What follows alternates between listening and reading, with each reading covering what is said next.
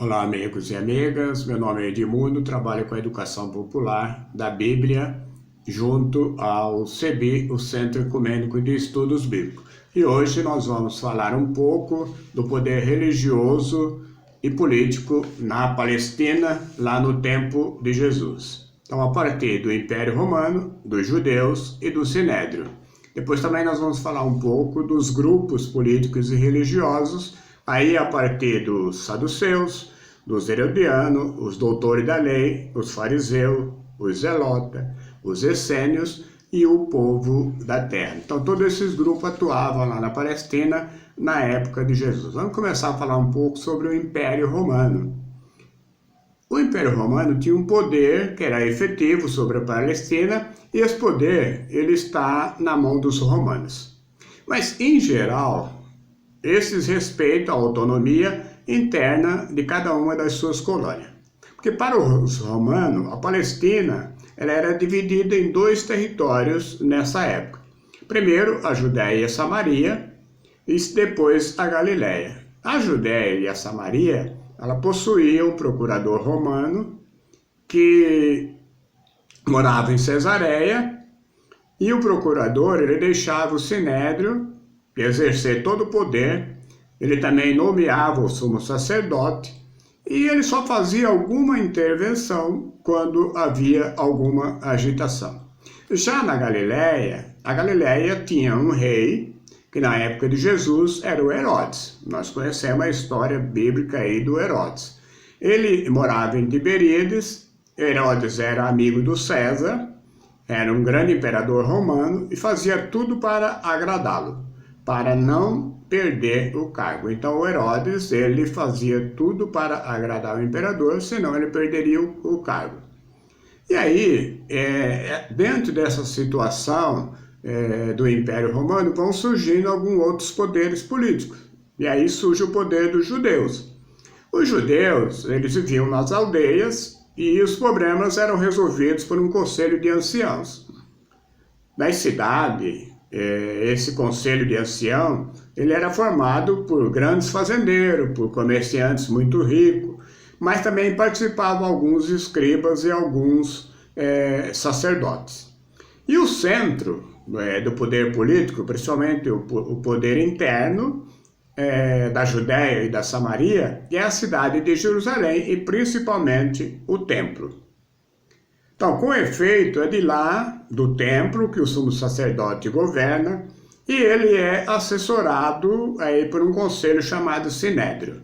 O Sinédrio ele era composto de 71 membros, dentre elas os grandes sacerdotes, principalmente aqueles que moravam em luxuosos palácios, os anciãos, os chefes das grandes famílias, os grandes latifundiários, ou os importantes comerciantes, também os escribas, mas tinha alguns membros da pequena burguesia ou da classe média. Apesar de toda essa aparência, o Sinédrio ele dependia dos romanos. O sumo sacerdote ele poderia ser destituído pelo procurador romano quando esse quisesse. Além disso, as terras dos anciãos elas eram e pertenciam juridicamente aos romanos, que podiam desapropriá-las a qualquer momento. Então, o Sinédrio ele funcionava assim como um tribunal, ou seja, um tribunal criminal, político e religioso, não só em relação à Judéia, mas sobre toda a Palestina. E um ponto interessante que a sua sede era o templo. Então, diante de todo esse quadro e de toda essa perspectiva, aí surgem alguns grupos, que são grupos políticos, aí mais voltados para a religião. E na época de Jesus, os partidos eram ao mesmo tempo políticos e religiosos, pois as leis judaicas, elas tanto regiam o culto como a organização da sociedade. A classe alta, ela tinha dois partidos, os saduceus, especialmente na Judéia, e os herodianos lá na Galiléia, que esses dois partidos faziam parte da classe dominante. Vamos falar um pouco primeiro então dos saduceus. Saduceu era um grupo que se originou na dominação persa, principalmente no pós-exílio, e que legitima o seu poder sacerdotal dizendo-se da linhagem de Sadoc. O Sadoc, um sacerdote do reinado de Davi, era um descendente de Araão, e no tempo de Jesus, os saduceus formaram um partido. Esse partido era composto pela elite sacerdotal, que era a elite que administrava o templo e era responsável pelo culto, pelos grandes proprietários da terra, ou seja, pelos anciãos, e pela elite dos comerciantes. E o chefe desse partido era o próprio sumo sacerdote. Então os saduceus eles têm o poder na mão, porque eles controlam todo o trabalho do Sinédrio. Embora não se relacione diretamente com o povo, mas eles são intransigentes em relação a ele. Eles vivem preocupados com a ordem pública, pois podem perder os seus cargos, seus privilégios. Assim, os saduceus são os maiores colaboradores do Império Romano e tendem para uma política de reconciliação. E um outro fator interessante, porque os saduceus são os principais responsáveis pela morte de Jesus. No que se refere à religião, eles são extremamente conservadores.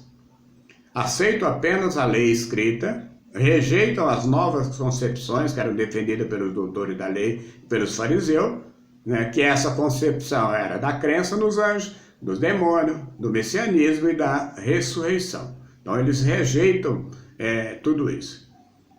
E aí surge um outro movimento, um outro grupo político, que era o grupo dos herodianos. Os herodianos são os funcionários da corte de Herodes.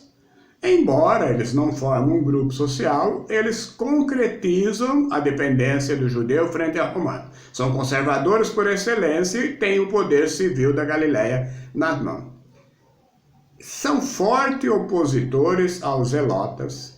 Eles vivem preocupados em capturar agitadores políticos na Galileia e são responsáveis pela morte de João Batista. Então é o grupo dos herodianos que promove e mata João Batista. Assim como os saduceus, não tem nenhuma influência direta ao povo. Os partidos, naquela época, ou os movimentos, ou os grupos que estavam fora do poder econômico e político, dividiam-se entre moderados e radicais. Na linha moderada, nós encontramos aí os doutores da lei, parte deles, e também parte dos fariseus. O seu poder sobre o povo se dá na linha ideológica religiosa. Na ala radical, aí nós temos os zelotas e os essênios. Então, os doutores da lei, também chamado de escribas, esse grupo vai adquirindo cada vez mais prestígio, principalmente na sociedade do seu tempo. E o seu grande poder, ele reside no saber. Eles são intérpretes, bem abalizados das escrituras, sendo por conseguinte especialistas em direito, em administração e em educação. E a influência deles é exercida principalmente em 3 lugares. Então vamos anotar aí, no Sinédrio, na sinagoga e na escola. No Sinédrio, eles se apresentam como jurista, para aplicar a lei em assuntos governamentais e em algumas questões jurídicas. Na sinagoga, eles são os grandes intérpretes das escrituras. Eles acabam criando a tradição, através da releitura, a explicação e aplicação da lei para os novos tempos. Embora não pertencesse economicamente à classe mais abastada, os escribas gozavam de uma posição muito importante, porque eles monopolizavam a interpretação das escrituras. E apesar, às vezes, de entrarem em oposição aos saduceus, eles estavam ligados à classe dominante. Essa oposição ocorria porque muitos escribas eram também fariseus. Então, já que a gente já estamos colocando essa questão, que os escribas eram também ligados ao grupo dos fariseus, nós vamos falar um pouco dos fariseus. A palavra fariseu, ela quer dizer separado. Então, a origem desse grupo, ela remonta lá no período Macabeus, principalmente aos Assadeus, né? São os piedosos, né, que ajudam lá o Matapias e os seus filhos, principalmente na Guerra Santa contra Antíoco IV e Epifanes. E no tempo do Império Grego, eles atuam em defesa do livre exercício da religião judaica. Os assidêus surge também o grupo dos essênios. No tempo de Cristo, os fariseus, eles eram leigos recrutados de todas as camadas da sociedade, mas principalmente entre os artesãos, os pequenos comerciantes da classe média e além da maioria do clero pobre, o clero que se opunha à elite sacerdotal. Nas suas origens, eles eram muito nacionalistas e inimigos dos conquistadores estrangeiros. Eles souberam manter a autoridade sobre o povo, apareciam como o partido das massas contra toda a dominação que havia do Império Romano, e tinham também um grande peso político, mesmo sem exercer o poder diretamente. No terreno religioso, eles eram extremamente rigorosos no cumprimento da lei, em todos os campos e situações da vida diária. São conservadores, zelosos e também criadores de novas tradições. Acreditavam na predestinação, na ressurreição dos mortos e na vinda do Messias, o descendente de Davi, e que traria aí a liberdade para Israel. Para eles, a observância da lei era a única coisa que poderia provocar a vinda do Messias. Além da observância da lei, eles trabalhavam muito a questão da oração e do jejum. Muito bem, então agora nós vamos falar um pouco dos zelotas. O zelota, dentro do grupo dos fariseus, surgiu um grupo que não se conformava aí com a atitude passiva diante do domínio de Roma. E para isso, muitos resolveram se organizar e começaram a agir concretamente para expulsar os romanos, e eles queriam restaurar a soberania israelita da dinastia de Davi. Então, eles fizeram, através de um enfrentamento aberto e até armado, como nos moldes da Guerra dos Macabeus, mas eles eram muito perseguidos pelas autoridades romanas, que os consideravam criminosos e terroristas. Também era chamado de sicário. Por que eles eram chamados de sicário? Porque era um grupo que andavam armados com um punhal, né, que na época ela era chamado de sica, e os zelotas, eles recrutavam os seus combatentes entre os pequenos camponeses da Galileia, que sofriam mais particularmente com a dura dominação colonial, a dominação social, e entre os apóstolos de Jesus, provavelmente 2 foram zelotas. Então, o Pedro e o Judas Iscariote.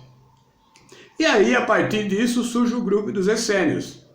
Esse grupo ele foi um resultado de uma fusão entre os sacerdotes conservadores do clero de Jerusalém e de alguns leigos exilados. Embora eles se assemelhassem aos fariseus em muitos pontos, pois a origem era do mesmo grupo dos assidêus, lá do tempo do Macabeus, eles estavam numa ruptura oficial com o judaísmo oficial. Eles tinham deixado Jerusalém, dirigiam-se para a região da gruta, lá no deserto, para ir viver o ideal de monge. E na época de Jesus, eles vivem em algumas comunidades, principalmente as comunidades com estilo de vida bastante severo, que era caracterizado pelo sacerdócio, pela hierarquia, o legalismo rigoroso, espiritualidade apocalíptica, a purificações e a pretensão de ser o verdadeiro povo de Deus. Esse grupo dos essênios, eles levam uma vida em comum, trabalhando com as próprias mãos, eles não dependiam de nenhuma ajuda oficial, de nenhum poder político, nenhum poder religioso. Lá era proibido o comércio, também como era o derramamento de sangue, mesmo na forma de sacrifícios.